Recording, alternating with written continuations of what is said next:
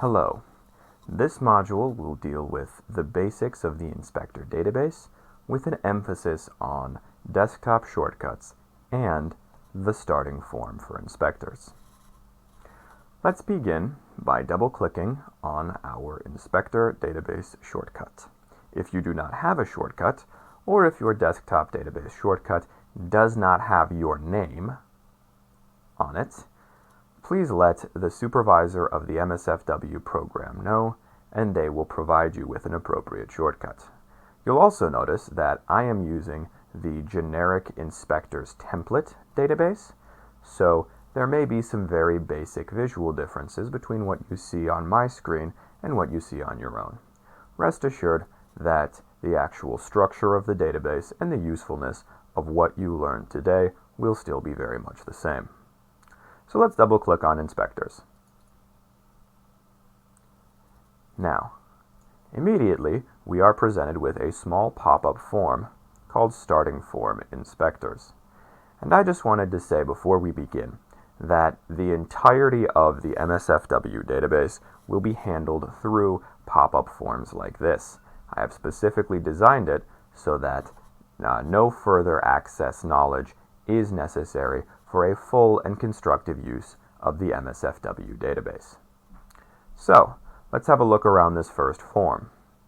You'll notice that there are a set of drop-downs and a year box over here, which will together comprise all of the employers and all of the crew leaders that have profiles within the database. There's also a blank where you can enter what year you want to look up to make sure that the information you're searching for is not just relevant to that particular employer, but to that particular point in time. Over here you have some of the basic command buttons. You have employer and crew leader, which when clicked will bring up the employer and crew leader information respectively for whatever you have in the corresponding drop box. We also have add employer and add crew leader, which is how new employers and crew leaders get added to this Dropbox.